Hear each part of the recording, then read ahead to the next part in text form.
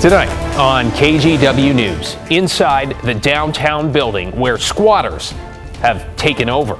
I don't even want to touch this stuff. So troubled and soiled, owners are calling in a biohazard team. But another Portland business owner doesn't want scenes like that to discourage you. It is challenging, I think, for people to see. Just doing nothing isn't really going to help. How he's asking you to believe in Portland again. And later, they've done it.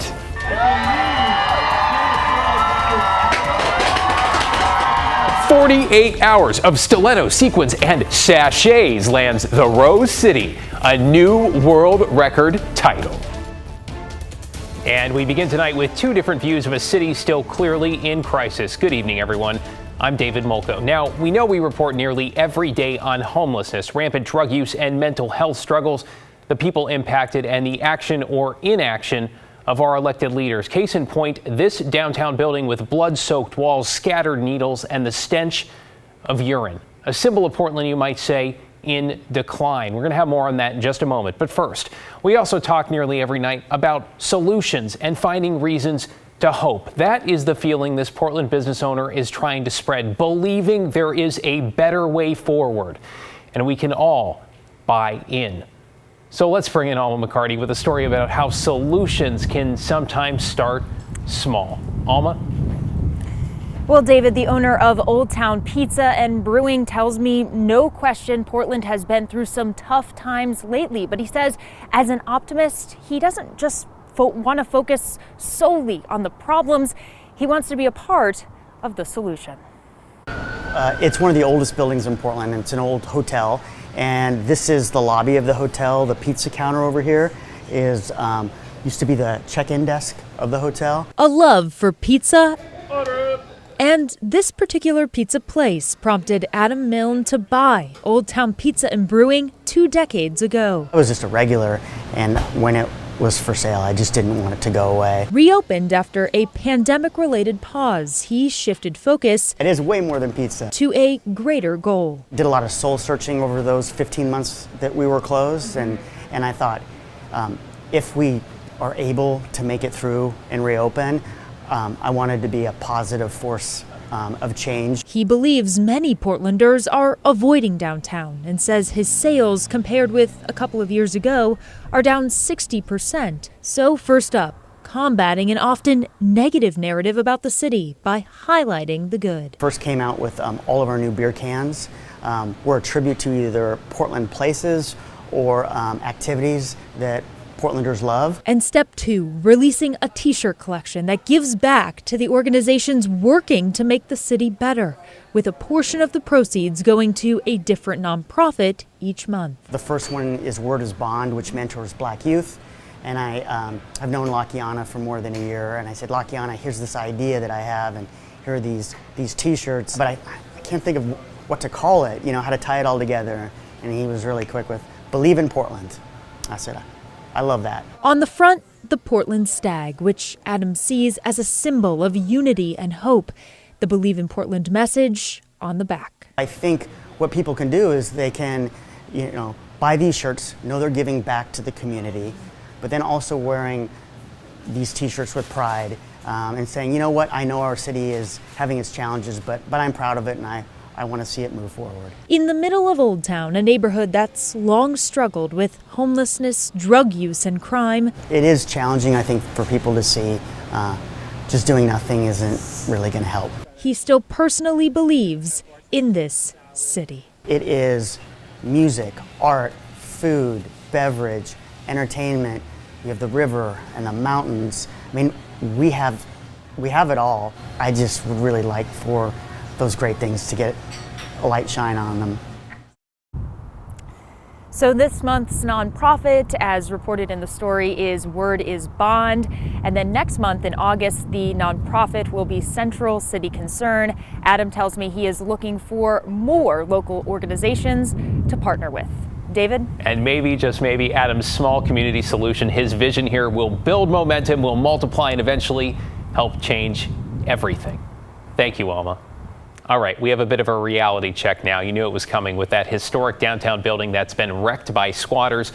with the owner looking for a buyer, the broker says, while already having lost $1 million. It too is a symbol, in this case, of a struggling side of downtown that is searching for its own solutions. You might say searching for its soul and its own comeback. Blair Best took a look inside.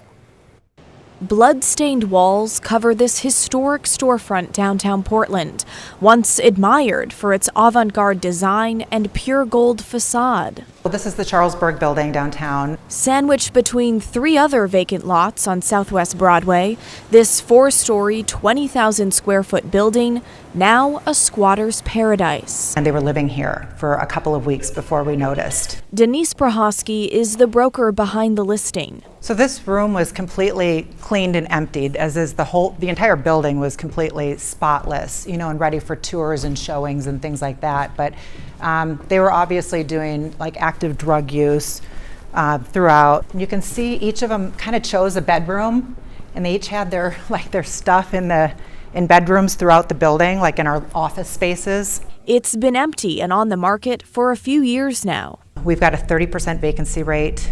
It changes these buildings in that no one's here to take care of them. The asking price, $3.75 million. I feel a lot of empathy for the building owner. He's already lost $1 million on this, and he's probably going to lose another $1 million before it's all said and done.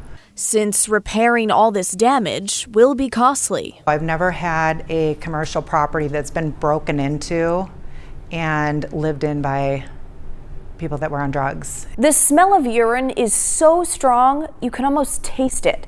Now, given the state of this building, a regular cleaning company just won't do. So they'll have to hire a biohazard team instead. I don't even want to touch this stuff. Here's the loaded needle in here. I just found it. Late last month, Portland police raided the building and arrested 9 people for trespassing. Prohosky is still cautious. It makes me afraid that somebody's still in here. It's a big building.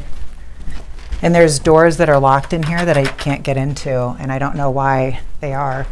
This is what happened. Right above this is the hot water heater, and it flooded out the ceiling and the ceiling tiles. Through all the destruction, she fights to find a silver lining in a crisis bleeding its way through Portland. I can talk about the history of this building all day long. I can talk about the history of downtown and how vibrant it was and how it's changed, and it will change again. It will get better, and that it is an opportunistic market right now. Like, it really is the time to buy right now. But other than that, there's no smoke and mirrors. It is what it is. Blair Best, KGW News. It will change. It will get better. All right, let's get you caught up on tonight's other headlines now, beginning in Clackamas County, where a death investigation has shut down a street in the quiet community of Damascus. In the past 20 minutes, the sheriff's office said they believe this was the scene of a murder-suicide. It happened on Southeast Delia Street. There are no other details to report yet. We will keep you updated as we learn more. In Oregon City, police are searching for a man who may be at risk. 40-year-old Ramir Valesa was last seen Sunday at his home on Hunter Avenue. He doesn't have a phone. He's been diagnosed with a mental condition that requires medication. Valesa is about 5'10", 200 pounds, and was last seen wearing a white T-shirt and gray sweats. Anyone who sees him should call Oregon City Police. And Eugene City Council has scrapped a controversial plan to ban natural gas appliance hookups in some new residential construction. The council passed this measure back in February, but opponents with the backing of Northwest Natural gathered enough signatures to force a citywide vote on the ban. Now, in April, a federal court decision ruled against a similar measure in Berkeley, California, prompting Eugene councilors to rethink their plan and ultimately to repeal it. Well, the state of Oregon has gone back to the drawing board to map out how Oregonians can better assess the risk of wildfires. It seems a previous map created some unintended consequences. You might remember the state created an initial map 2 years ago with the goal of getting people more prepared. But after it came out, homeowners in what had been deemed high-risk areas reported their insurance rates were skyrocketing. There certainly was some misunderstandings and consternation about the map and the risk that it posed. This map is about the environmental hazard, and it has to be based on weather, climate, topography, and vegetation.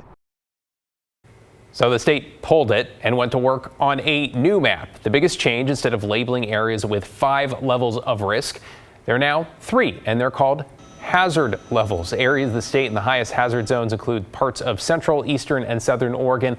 Lawmakers also passed a bill that prohibits insurance companies from using this map to determine rates. The process is not complete. There's going to be community meetings on the new map starting later this year or the beginning of next.